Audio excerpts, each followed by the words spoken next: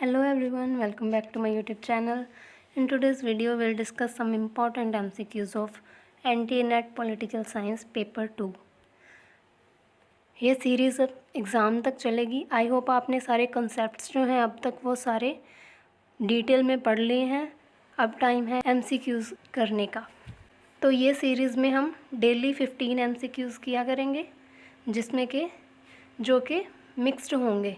कोई western political thought से होगा, कोई इंडियन पॉलिटी से, इसी तरह एडमिनिस्ट्रेशन से, और सारे मिक्स्ड ये MCQs होंगे. और ये सीरीज़ एग्ज़ाम तक चलेगी.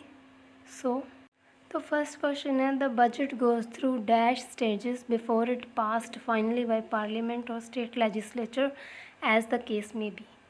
तो जो बजट होता है हमारा, ये कितनी स्टेजेस से गुज़रता है पास होने से पहले.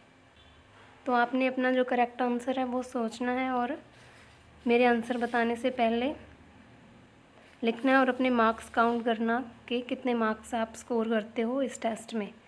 तो इसका सही आंसर मैं बता देती हूँ आपको. जो बजट है वो 5 स्टेजेस से गुज़रता है पास होने से पहले. कौन कौन सी स्टेजेस हैं?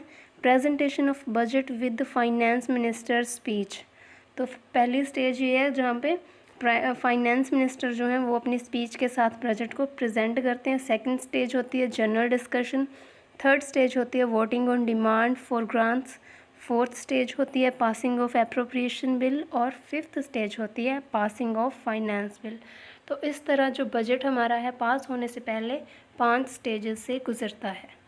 नेक्स्ट क्वेश्चन है, who is the present governor of the Reserve Bank of India. जो रिज़र्व बैंक है इंडिया का, उसके प्रेजेंट अब गवर्नर कौन है? Option A Urjit Patel, option B Ramnath Goenka, option C Shaktikanta Das, या फिर ऑप्शन डी रघुराम राजन. तो ये हम सबको पता भी है कि हमारे जो रिज़र्व बैंक है उसके अब गवर्नर हैं शांति कांता दास. तो ये आपने याद रखना है. नेक्स्ट क्वेश्चन है, बजट इज़ ए टर्म. जो बजट वर्ड है derived from old French word. किस लैंग्वेज के वर्ड से ये ड्राइव किया गया है? Derived from the old English word, derived from the old Latin word, या फिर इनमें से कोई भी नहीं. तो इसका सही आंसर है, जो बजट वर्ड है ये ड्राइव किया गया है ओल्ड फ्रेंच वर्ड से. ये वर्ड क्या है आपने कमेंट करके बताना है. नेक्स्ट है, Rajya Sabha can delay the passage of a money bill at the most for a period of. जो राज्यसभा है एक मनी बिल को कितने टाइम के लिए, ज़्यादा से ज़्यादा कितने टाइम के लिए डिले कर सकती है? आई होप ये आप सभी को पता होगा कि राज्यसभा एक मनी बिल को ज़्यादा से ज़्यादा 14 डेज़ तक डिले कर सकती है.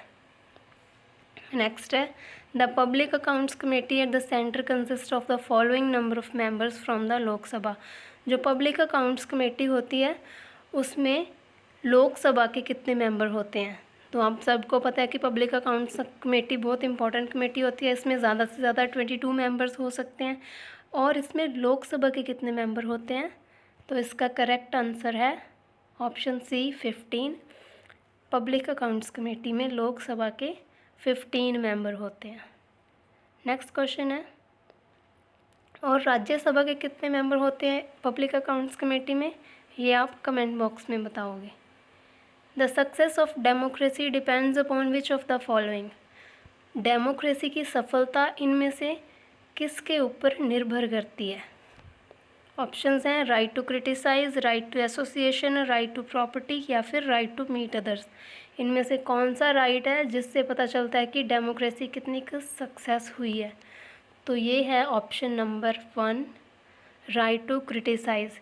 डेमोक्रेसी में जो पीपल हैं, जो पब्लिक है, उसको क्रिटिसाइज़ करने का पूरा पूरा अधिकार होता है.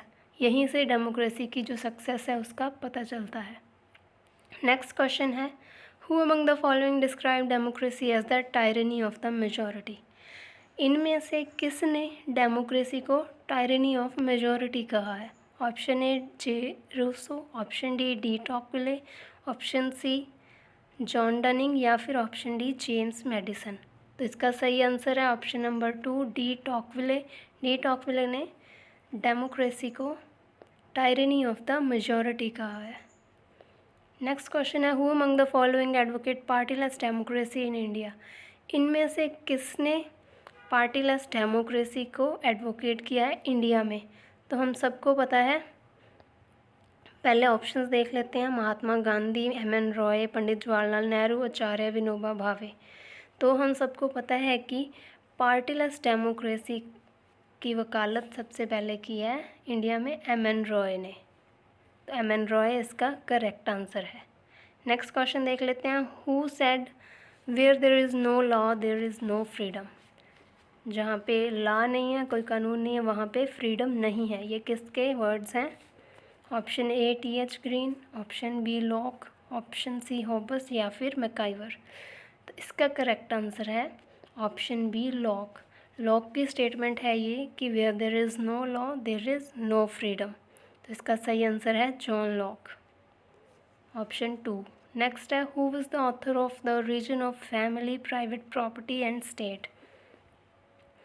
The origin of family, private property and state book का ऑथर कौन है इनमें से? Karl Marx, F. Engels, Stalin या फिर लेनिन? ये बहुत इंपॉर्टेंट बुक है, इसीलिए हम सबको इसके ऑथर का पता होना चाहिए। तो इसका सही आंसर है फ्रेडरिक एंजल्स, ऑप्शन 2 हमारा करेक्ट आंसर हो जाता है। उन्होंने लिखी है book the origin of family, private property and state. Next question है, the modern concept of sovereignty was first analysed bye?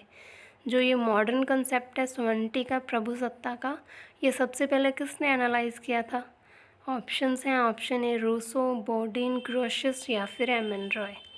तो इसका सही आंसर हो जाता है ऑप्शन बी बोर्डिन। नेक्स्ट है, which one of the following is true for the nature of state? State के nature के रिगार्डिंग इनमें से कौन सा ट्रू है? State is an end in itself, state is a means to an end, state is an end as well as means to an end, state is neither an end nor a means to an end. तो ये हम सबको पता होना चाहिए कि state जो है एंड भी है और साथ के साथ मीन्स भी है उस एंड की तरफ।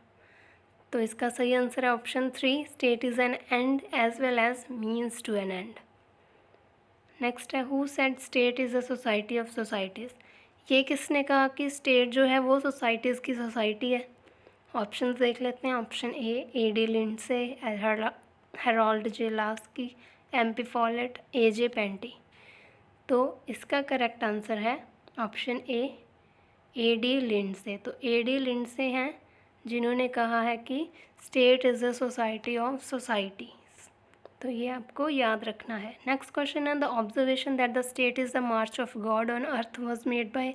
तो ये तो इसमें तो हमें बिल्कुल कंफ्यूज नहीं होना चाहिए, ये बहुत ही क्लियर आंसर हमें इसका पता होना चाहिए। किसने बोला था कि स्टेट जो है वो एक गॉड का मार्च है अर्थ पे? ऑप्शन देख लेते हैं। Plato, Hegel, T.H. Green, J.S. Mill. तो इसका करेक्ट आंसर है ऑप्शन बी हीगल। नेक्स्ट है, Plato is called the father of traditionalist theory of state because? Plato को ट्रेडिशनलिस्ट स्टेट की थ्योरी का फादर बोला जाता है, क्यों बोला जाता है? He prescribed the ideals of the city state, he postulated dualism between reality and value. Option 3 है, his theory was based not on what human nature is but on what it ought to be. He based his theory on the idea of the good. तो इनमें से हमारा correct answer कौन सा होगा? क्योंकि प्लेटो ने जो थ्योरी दी थी वो इस बेस पे नहीं थी कि ह्यूमंस का नेचर कैसा है, लेकिन इस बेस पे दी थी कि ह्यूमंस का नेचर कैसा होना चाहिए। तो इसी कारण की वजह से उनको फादर बोलते हैं ट्रेडिशनलिस्ट थ्योरी का। तो हमारा करेक्ट आंसर हो जाता है option number 3। His theory was based not on what human nature is but on what it ought to be. तो ये है हमारा करेक्ट आंसर। तो यही थे आज के 15 क्वेश्चन। इस सीरीज़ का पार्ट 2 कल तक आपको मिल जाएगा। Till then stay tuned. I hope it's useful for you. Thank you. Thanks for watching.